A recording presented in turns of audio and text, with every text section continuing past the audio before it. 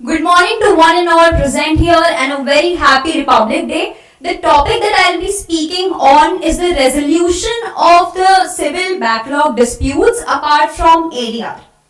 The judiciary is a beacon of hope and justice in a democracy, but unfortunately, the very institution that was meant to serve justice to people now haunts people.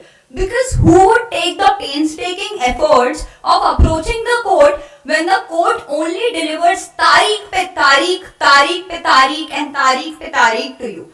A report by the Vidhi Center for Legal Policy highlights that the high courts have over 4 million pending cases and the district courts have over 11 million pending cases, and together they would take over 300 years to be cleared up.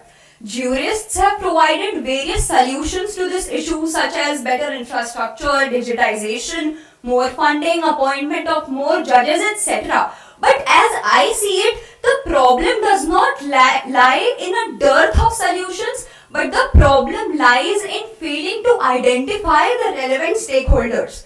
An institution may suffer a problem at large, but its causes are always local. Civil disputes arise locally and inefficient resolution at the very first step of justice leads to cascading delay. In India, one district court has to deal with approximately 800 villages, therefore leading to logistical barriers in accessing justice and then leading to what the Supreme Court calls the adjournment regime. In my view, a healthy judiciary is an essential element of a welfare state.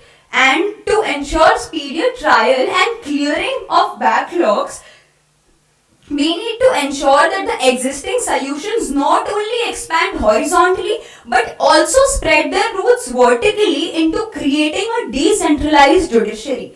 Infrastructural decentralization is one solution that goes back to 2008 when the Gram Nyayalaya Act established Gram Nyayalayas in all the villages.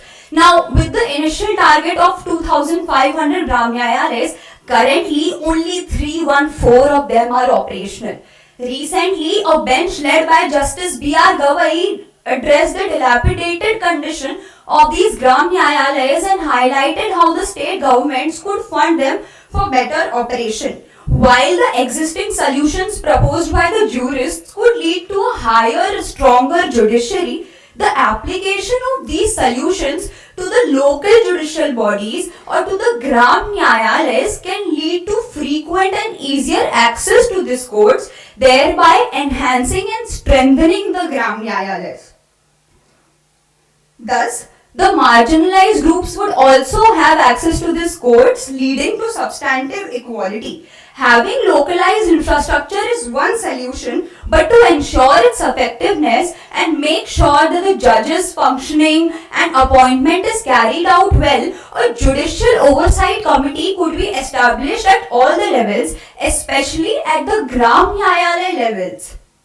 In L. Chandrakumar versus the Union of India, the court emphasized the need for a professional agency to look after the courts and tribunals' administrative needs. So when we establish a judicial oversight committee on such micro levels, the operative needs of these village nyayalayas are met, thereby ensuring effective justice at the very initial step of justice. If the very initial step of justice is smooth enough, then the cases would not be piling up. Another decentralized approach to digitization would mean the establishment of a national case registry at all the levels. Now this would mean that the cases could be seamlessly transferred between overburdened courts and the lesser burdened courts. The delays caused by unresponsive parties could be mitigated through penalties and incentives such as tax breaks for out-of-court settlements.